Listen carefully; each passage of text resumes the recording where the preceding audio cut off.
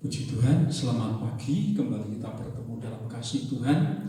Pagi ini saat yang terindah, kita akan sama-sama belajar kebenaran firman Tuhan. Dan saya akan memberikan judul firman Tuhan pada pagi hari ini. Saya berikan judul Umat Pemenang. Dalam 1 Petrus pasal yang kelima ayat yang ke-8 sebagai ayat mas yang akan kita perhatikan pada pagi ini. Sadarlah dan berjaga-jagalah, lawanmu si iblis berjalan keliling sama seperti singa yang mengaum-ngaum dan mencari orang yang dapat ditelannya. Ini ayat masnya. Nah, dimanapun berada, seorang anak Tuhan itu tidak akan lepas dari ancaman iblis. Kenapa? Sebab iblis itu berjalan keliling mengitari bumi, beredar-edar mengelilingi bumi, sama seperti singa yang mengaum-ngaum dan mencari orang yang dapat ditelannya. Meskipun iblis ini meniru sebutan Tuhan Yesus sebagai singa, iblis itu tetap bisa dilawan. Meskipun dikatakan seperti singa, sebutannya hebat, ya, sebagai binatang yang kuat dalam sebuah rimba, tapi dia bisa dilawan. 1 Petrus 5 ayat yang ke-9 katakan demikian. Lawanlah dia dengan iman yang teguh. Sebab kamu tahu bahwa semua saudaramu di seluruh dunia menanggung penderitaan yang sama. Sementara kalau Tuhan Yesus itu sebutannya juga singa, tetapi singa dari suku Yehuda yang tidak dapat dilawan. Kenapa? Karena dialah yang telah menang. Wahyu 5 ayat 5. Lalu berkatalah seorang dari tua-tua itu kepadaku, jangan engkau menangis. Sesungguhnya singa dari suku Yehuda yaitu tunas Daud telah menang, sehingga ia dapat membuka gulungan kitab itu dan membuka ketujuh meterainya. Sebutannya sama-sama singa, tetapi Tuhan Yesus sebagai singa dari suku Yehuda itu tidak dapat dilawan karena dialah yang telah menang. Nah, pengikut Kristus itu juga adalah orang-orang yang sudah mengalami kemenangan. Nah, kemenangan soal apa? Kenapa ada bagian orang-orang yang kalah, tapi ada orang-orang yang menang? Nah, kita mau lihat kenapa kita ini disebut sebagai umat pemenang. Bagian yang pertama menjelaskan bahwa kita disebut memiliki kemenangan itu karena kita ini memiliki tanda darah Yesus. Tanda darah Yesus, yaitu orang-orang yang percaya kepada Tuhan Yesus dengan sungguh-sungguh dan melakukan kehendaknya. Percaya sungguh-sungguh, melakukan kehendaknya, itu punya tanda darah Yesus. Nah, waktu perayaan Paskah yang pertama, ya, waktu itu orang-orang Israel ada di tanah Gosen, di wilayah Mesir. Nah, orang-orang yang ada di sana, orang-orang Israel yang ada di Mesir tadi, tanah Gosen, itu tidak mengalami itulah kematian anak sulung. Kenapa? Karena mereka memiliki tanda darah pada pintu rumah mereka. Ada tanda darah pada pintu rumah mereka. Keluaran 12 ayat 23 katakan demikian, dan Tuhan akan menjalani Mesir untuk menulahinya apabila ia melihat darah pada ambang atas. Dan pada kedua tiang pintu itu, maka Tuhan akan melewati pintu itu dan tidak membiarkan pemusnah masuk ke dalam rumahmu untuk menulahi. Jadi ada keselamatan, ada kemenangan. Kenapa? Karena tanda darah pada ambang atas maupun kedua pintu. Jadi waktu itu orang-orang Israel harus menyembelih domba Paskah.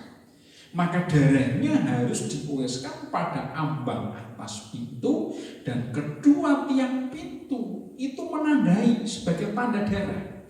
Maka ketika Tuhan lewat, malaikat maut lewat, maka tidak ada kematian anak sulung. Semuanya selamat, mengalami kemenangan.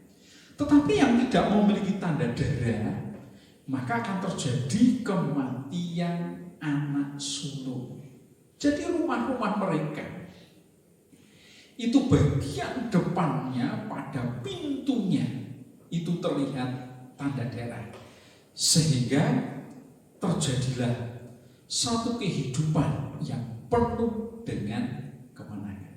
Nah, akhir zaman, tanda darah itu adakah di dalam kehidupan kita? Saat tanda-tanda darah itu mau hilang, harusnya kita kembalikan lagi. Makanya kita selalu mengadakan perjamuan kudus. Kenapa? Karena dengan perjamuan kudus tadi, kita lalu memiliki tanda darah Kristus. Karena ketika kita melakukan perjamuan kudus, kita ini mengambil bagian dari kematian Tuhan Yesus. Dan itulah kemenangan iman bagi kehidupan kita sebagai orang-orang yang percaya. Masih adakah tanda darah itu? Ya, kita kembalikan lagi. Ketika iman kita mau mulai luntur, kita kembalikan lagi. Makanya supaya kita ingat terus bahwa kita ini diselamatkan oleh kematian Tuhan Yesus, diselamatkan oleh darah Kristus. Maka perjamuan kudus mengingatkan kita bahwa sesungguhnya kita ini adalah anak-anak Tuhan yang sangat membutuhkan Tuhan.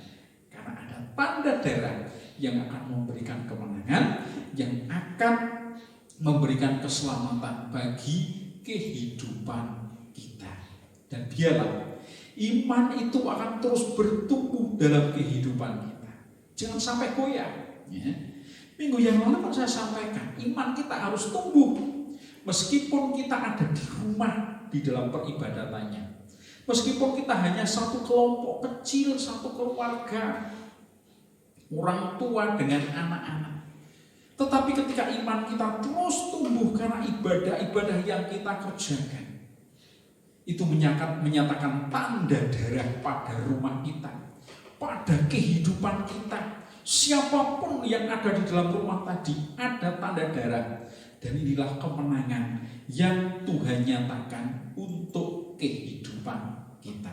Yang pertama. Yang kedua, seorang pemenang, seorang umat pemenang adalah seorang anak Tuhan yang tidak mau tunduk kepada iblis. Tidak mau tunduk pada iblis.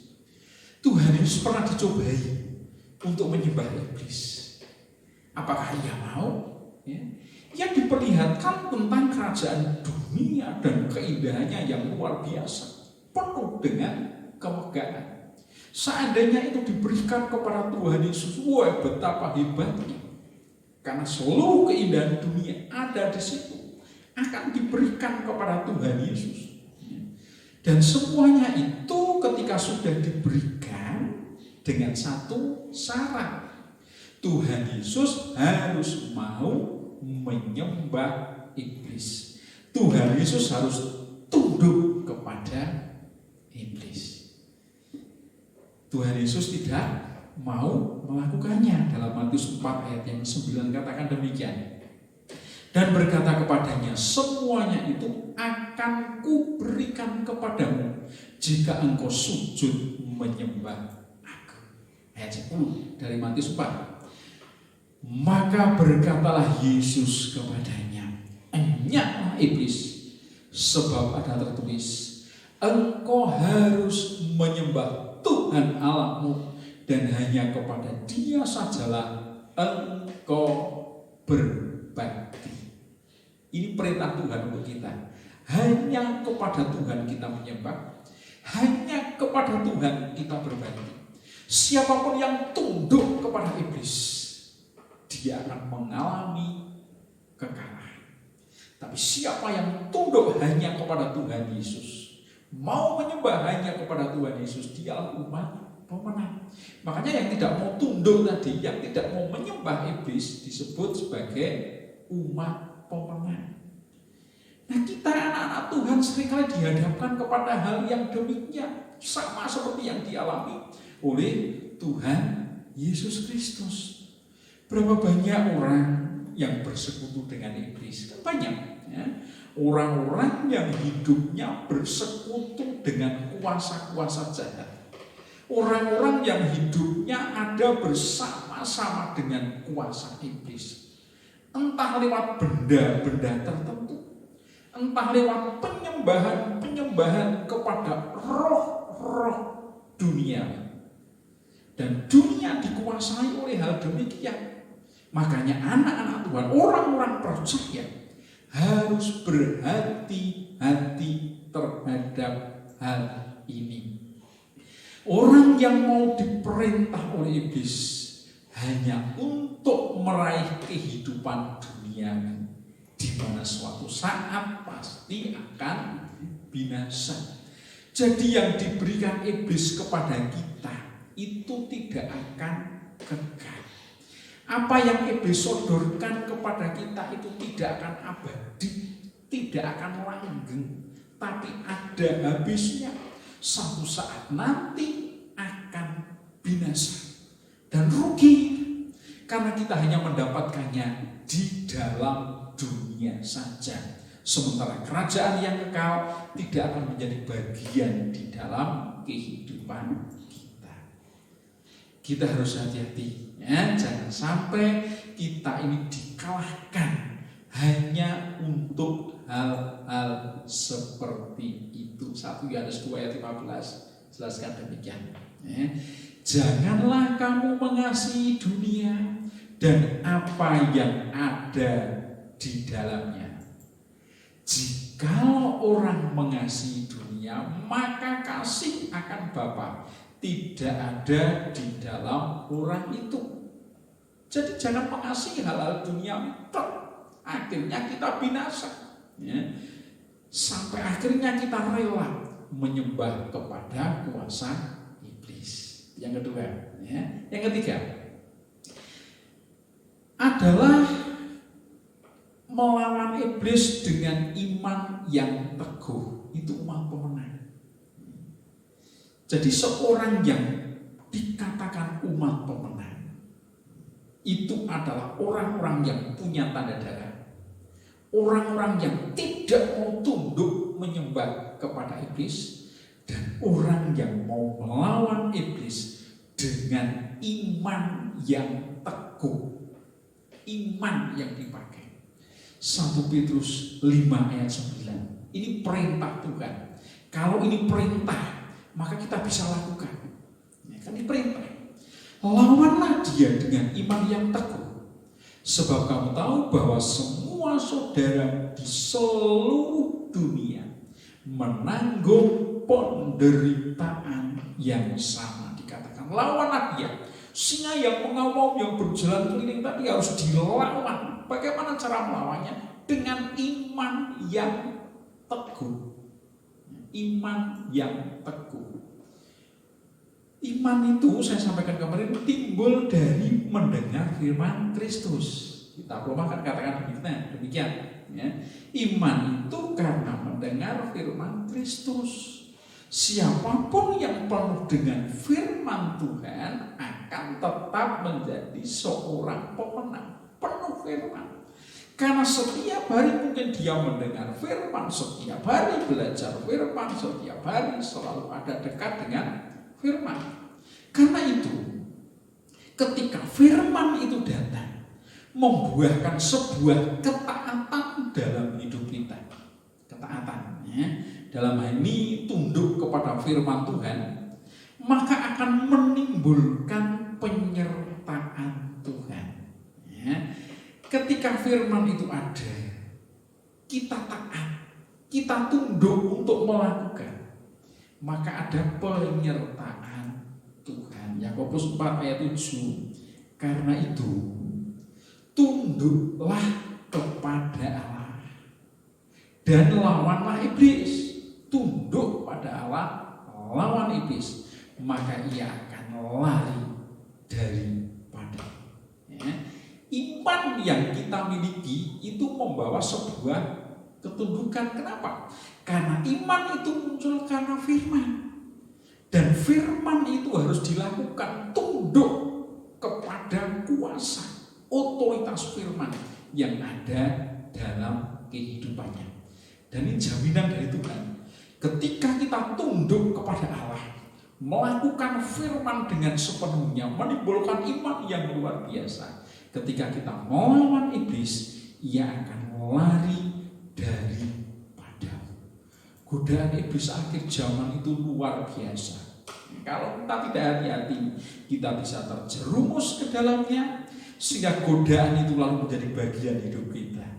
Tapi kalau kita mau melawan dengan iman yang teguh, ketundukan kepada firman, iblis akan tinggalkan kehidupan kita.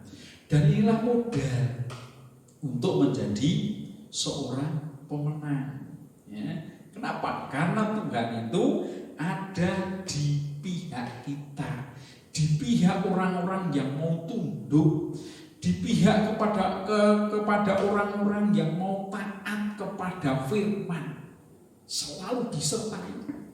Abraham disertai oleh Tuhan sampai anak cucunya diberkati. Kenapa? Tunduk, taat kepada Tuhan. Bahkan karena ketundukan dan ketaatan tadi, ia disebut sebagai bapa orang beriman. Jadi firman dengan iman itu selalu berhubungan erat. Jadilah umat pemenang yang mampu mengalahkan segala kehidupan duniawi yang penuh dengan dosa. Umat pemenang mampu melawan dosa, mampu mengalahkan segala kehidupan dunia ini. Oleh sebabnya, mari milikilah Kristus, miliki Tuhan Yesus, milikilah firman Tuhan, dan tetap hidup di dalamnya. Milikilah Tuhan, milikilah firman, dan hidup di dalamnya. Tunduk, taat yang akan menimbulkan iman. Dengan demikian, sehingga kita ini bisa melawan dan mengalahkan segala bujukan iblis. Iblis itu bujui. Ya. Nah, kita akan bisa melawan kalau punya firman, punya iman kepada Tuhan, mampu mengalahkan karena ketundukan kita kepada Tuhan. Jadilah orang-orang yang kuat, orang yang kuat karena Kristus. Untuk apa? Untuk menjadi umat pemenang. Jadilah orang-orang yang kuat di dalam Tuhan, supaya kita tetap jadi umat pemenang. Ayo hari-hari ini kita berlomba-lomba di dalam Tuhan. Meskipun ibadah kita alihkan di rumah, jangan jadi alasan untuk kita bermalas-malasan. Lakukan dengan sekuat tenaga. Lakukan dengan sungguh-sungguh. Ketika kita bersungguh-sungguh datang kepada Tuhan, maka Tuhan akan hadir di tengah-tengah kehidupan kita. Dan keluarga-keluarga yang kuat, rumah tangga yang kuat, akan jadi rumah tangga yang banyak mengalami kemenangan. Oleh sebabnya mari kita belajar menjadi orang-orang percaya yang setia, yang sungguh-sungguh untuk iring kepada Tuhan, sehingga satu saat nanti kita jadi umat pemenang mampu mengalahkan segala kuasa-kuasa dunia, dan kita jadi anak-anak Tuhan yang akan terima berkat sama seperti Abraham diberkati, bukan hanya bagi dirinya tapi kepada anak cucu yang lainnya. Puji Tuhan, firman Allah menolong kita pagi ini, dan mari kita bersama-sama berdoa kepada Tuhan. Tuhan Yesus, kami bersyukur karena pagi ini kami sudah diingatkan kembali oleh firman Allah untuk kami tetap menang menghadapi berbagai kehidupan dunia ini. Kami tidak mau dikalahkan oleh kuasa-kuasa dunia Tuhan, tapi kami ingin menang. Oleh sebabnya, biarlah kami menjadi umat Tuhan yang tetap setia dan bersungguh-sungguh dalam Tuhan. Kami terus setia melayani Engkau. Kami terus setia mendengar firman, belajar firman untuk memperbaiki kehidupan kami, agar kehidupan kami penuh dengan firman. Lalu kami akan menjadi orang-orang yang taat tunduk, modal bagi kehidupan kami menjadi umat pemenang. Kami berdoa Tuhan untuk seluruh anak-Mu di tempat ini. Kiranya Tuhan memberkati dalam kehidupan rohaninya, terus bertumbuh di dalam Tuhan. Engkau juga memberkati segala usaha dan pekerjaannya. Di tengah masa yang sulit ini, tidak ada perkara yang mustahil bagi Engkau. Ketika kami terus berharap kepada Tuhan, melakukan segala sesuatu bagi Tuhan, maka Tuhan akan selalu buka jalan buat hidup kami. Berikan kesehatan, kekuatan bagi jemaat-Mu menghadapi wabah corona yang akhir-akhir ini masih melanda. Tuhan akan lindungi, sebagaimana Tuhan melindungi orang-orang Israel di tanah Gosen dari segala tulah kematian anak sulung di Mesir. Mereka selamat karena mereka ada dalam pimpinan pertolongan Tuhan. Terima kasih Tuhan. Kami menyerahkan doa kami Tuhan di dalam nama Tuhan Yesus Kristus. Saudaraku yang dikasihi Tuhan, terimalah berkat, anugerah dari Allah Bapa, kasih sayang dari Allah Sang Putra, persekutuan, penghiburan Allah Roh Kudus menyertai kita sekalian mulai saat ini sampai selama-lamanya, dalam nama Tuhan Yesus Kristus. Haleluya. Amin. Puji Tuhan. Terima kasih. Kembali kita akan beraktivitas untuk hari ini, dan biarlah kita akan tetap jadi umat pemenang yang terus-menerus diberkati oleh Tuhan. Amin.